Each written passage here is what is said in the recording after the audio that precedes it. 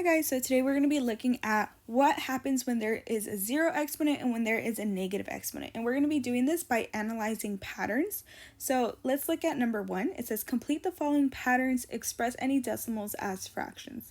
So here, 2 to the 5th. Remember, 2 to the 5th looks like 2 times 2 times 2 times 2 times 2. And if I were to take a calculator or even do it in my head, 2 times 2 times 2 times 2 times 2 is 32. And that's what they did for the rest of these. So now let's go ahead and, like it told us, let's analyze the patterns. What is happening? So from 32 to 16 to 16 to 8, 8 to 4. You might already notice, right? It's a little easier to notice with like 16 to 8, 8 to 4. What's happening? They're taking half of it. And taking half is the same thing as dividing by 2. So my whole pattern here, just when we were looking at linear relationships, this pattern is going to keep going. I'm going to keep dividing by 2. So what is 4 divided by 2? 2. So 2 to the first power is just 2. What do you think 2 to the 0 power will be? Did you say 0? Hopefully not, because it is not 0. So I would have to divide by 2 again. 2 divided by 2 is 1. What do you think 2 to the negative 1 is? A lot of students think it becomes a negative number, but that's not the case. What is our pattern telling us to do? It's telling us to divide by 2 again. So 1 divided by 2 is 1/2. Divide by 2 again, and I get 1/4. Divide by 2 again, and I get 1/8. Divide by 2 again, and I get 1/16. Divide by 2 one last time, and I get 1/32. Okay, all right, let's see now our other pattern. I'm going to go ahead and write out these numbers. You can go ahead and pause the video and try to fill it out on your own. Okay, hopefully you pause the video. So 3 to the 3rd power, 3 times 3 is 9, times 3 is 27. 3 times 3 is 9, 3, and then I get stuck here again. So let's look at our patterns and see if that's going to help us out. From here to here, what happened? Is it half again? Go ahead and pause. Try to take half of 243. Is it half? No, it's not half. How did I go from here to here?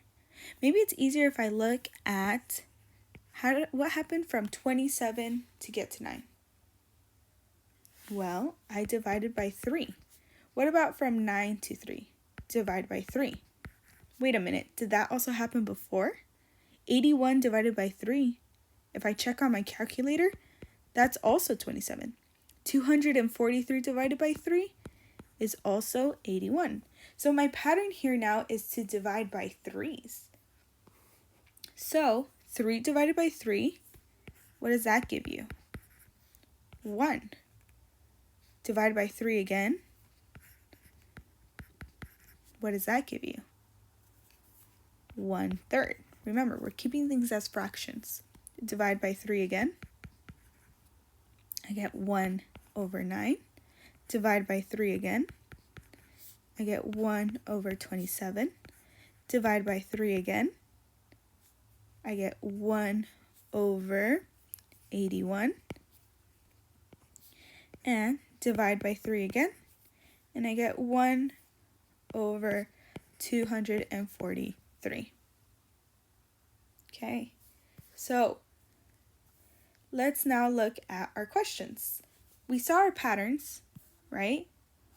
We filled it out.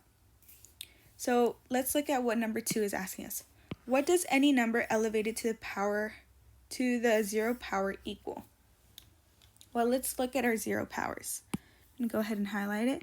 2 to the 0 power is 1. 3 to the 0 power is 1. So what do you think? Any number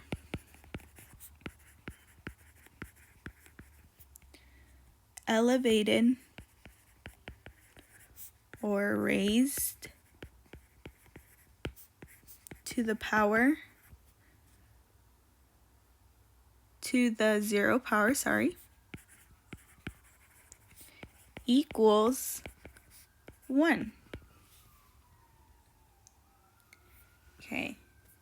Question number 3 asks us, do negative exponents with a positive base yield a negative number? In other words, does having a negative exponent give us a negative answer? What do you think? No. It gives us a fraction answer. Okay, number 4 says, show 5 to the negative 2 in expanded form and standard form. Well, for this, we kind of have to go back and analyze this. I could have rewritten these fractions in a different way. So I could have written, let's see, this fraction as 1 over 2 to the power of 1. 1 over 2 to the power of 2. Because what's 2 to the power of 2? So that's just 1 over 2 times 2, which is equal to 1/4. Did you see that? And we could also do that for this one. 1 over 2/3 equals 1 over 2 times 2 times 2, which is 1/8. So all of these, it kind of, if it's just flips and I add a 1 at the top in the numerator. So notice how it's kind of like flipping.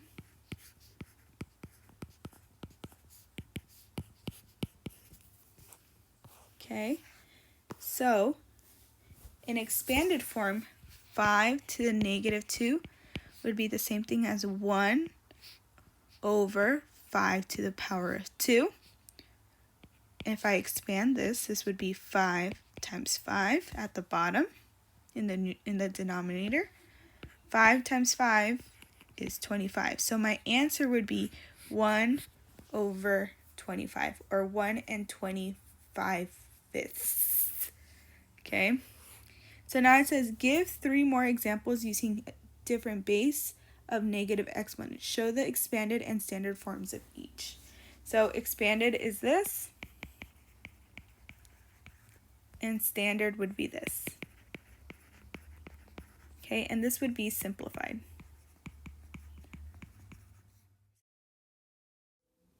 So for example, my examples might be 4